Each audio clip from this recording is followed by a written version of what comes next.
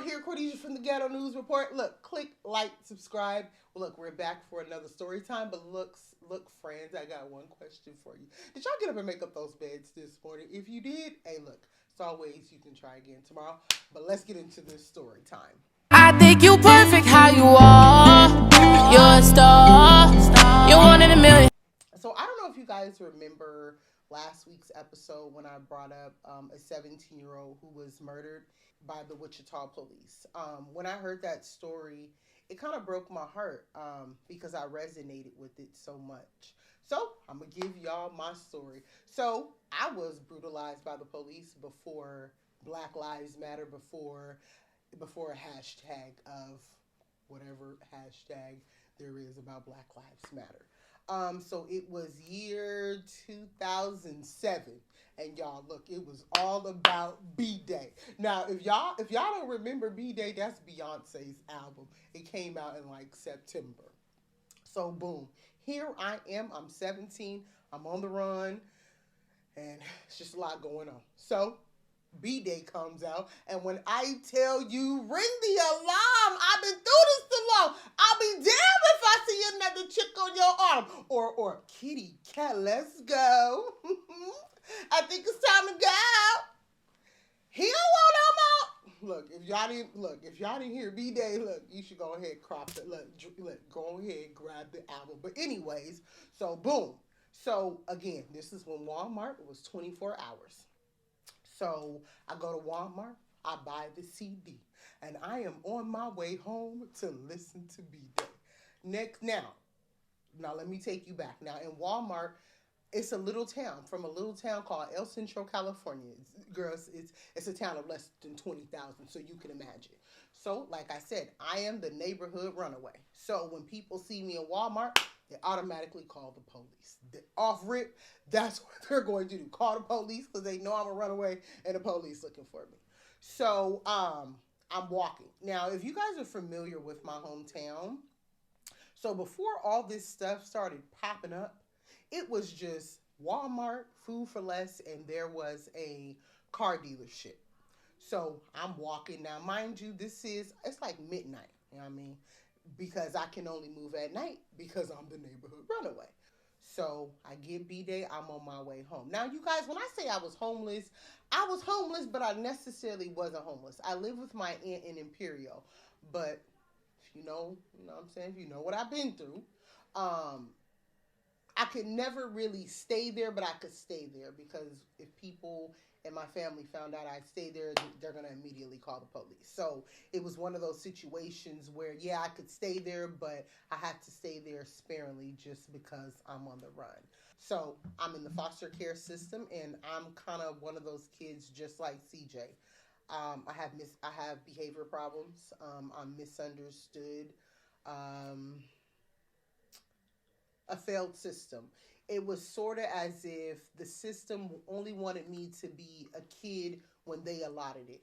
You know what I mean? And then they want me to be grown in other aspects. If you guys don't know, I've been in the foster care system since I was like 7 years old. If you guys don't know, my OG was a crack addict. I guess one of the things I'll always wonder is, yeah, my mom was on drugs, but I can never tell you I done sat here, watch my mama do drugs in front of me. You know what I mean? I would smell it, the remnants of it after it was done, but I can never say I saw my mama smoking crack in front of me because that's not what it was. My mom was a functioning drug addict, you know what I mean? So I'll never understand why you take me out of one drug home and put me in the next, and I can see my grandpa shooting up outside my bedroom window, but you know what I mean? So anyways,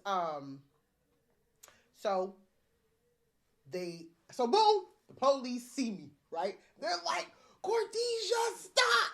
So, I'm gonna show y'all a picture because your girl wasn't even 100 pounds soaking wet. But look, that's a whole nother story. So they're like, Cordesia, stop. Now, mind y'all, I'm 17. I'm less than 100 pounds. And there's like at least 10 officers with 2 dogs.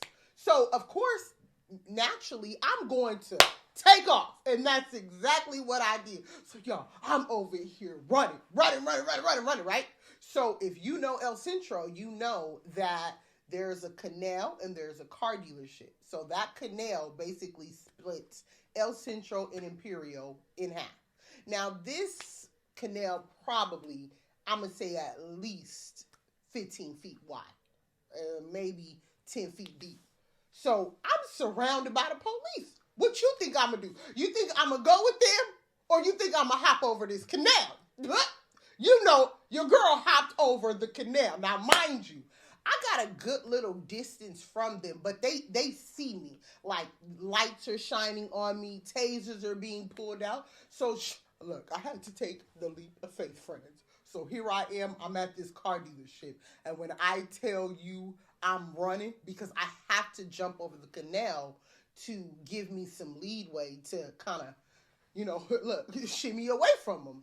So, boom, I hit the pavement, and when I hit the pavement, y'all, it knocked the wind out of me. Just thinking about it now, like, I can laugh about it now, but then I was not laughing. I hit that pavement so hard, it knocked the wind out of me. So when I come to, these two dogs are coming, so, I had to hurry up, dust myself off. I keep it moving. So there was like this little, I'll say like a little Elks lounge. And there's like a reception going on, but they don't know that I'm running from the police. So I go in, girl. I hide in this duck, like this air conditioner duck. It's just a mess. So now the police are like, hey, did you see this? These black girls like, no, we ain't see no black girl. So I'm thinking, what I'm saying? So as I'm hiding in this duck, I'm thinking, okay, I can stay here until, until it cool off because I'm on it. I should have listened to my first mind, friends, because let me tell you, the second I came out that duck, now mind you, I had been in this air conditioner duck for like 2 hours. So I'm thinking, I didn't hear the police, you know what I'm saying? So I'm thinking, all right, I'm safe. I climb out this duck, but as I'm climbing out the air conditioner duck, I basically fall on the air conditioner unit. So now these people are like, hey, what is that noise? They all come out. They see my big black butt laid out.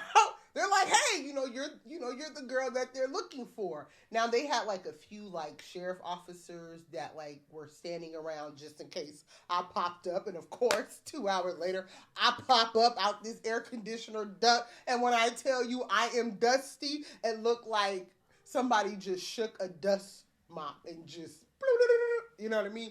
That's how dusty I was. So, of course, I'm going to keep it moving. I hop up. But before I hop up, they catch me over the fence. So when they catch me over the fence, and I kid you not, this is my first time ever really being roughed up by the police, because when you're in the system, you're labeled a 504. So a 504 basically allots you no handcuffs because you're a ward of the court, if you guys don't know that. So I'm a ward of the court. So, they can't really roughhouse me. No. When I tell you, when they caught me from that fence, they beat me down. Like I had bruised ribs, I had a busted lip, a black eye. You guys, they beat me down like Rodney King. And now, mind you, I'm 17. I kid you not, I weigh no less than 100 pounds. And it was so bad that when Imperial Police got me to the station, they didn't call Betty Jo McNeese. They didn't call my caseworker. They didn't call Juvenile Hall. You know who they called? They called my sister. And these were their words. Hey, we have your sister. We need you to come and get her. Now, you would wonder, after all this drama that I done put them through, that they done put me through, why do you think they call my sister? Because I am bloodied and bruised. And when I tell you I'm bloodied and bruised, I'm bloodied and bruised. And this is the first time and time I've ever been let go by the police. Now, mind you, I'm wanted. Like, I am a runaway from Betty Jo McNeese. Everybody looking for me, but nobody's really looking for me. Like I said, I feel like the system wants you to be an adult when they want you to be an adult, and be a kid when they allot you to be a kid. I think with every experience, there always came a new high or a new low. And I think with me being brutalized by the police, it was kind of like a low, When I tell you I've been in the most filthiest places. I've I've laid with the most filthy of them. You know what I mean? This is why I'm so a homebody. I don't necessarily run the streets too much because of Maya Angelou says when you know better, you do better. Um, so when I turned 18, the only thing 18 gave me was a clean slate. But is it really a clean slate if half the police task force knows you? No, it's not a clean slate. It's basically the system saying, hey, you've turned 18. Now, mind you, my sister was emancipated out the system. She did get all the benefits, but, like me, um, I didn't get none of those. Those rights were stripped away from me the second I became a 305. So a 305 basically entails that you are a juvenile. You'll basically stay in the juvenile hall detention center until you turn 18. People always ask me, were you ever scared? To be honest, friends, it was so much going on that fear never crossed my mind. It was all about survival mode. But anyways, friends, look, that's next week's episode. Remember, keep them squares out your circle. I'm out.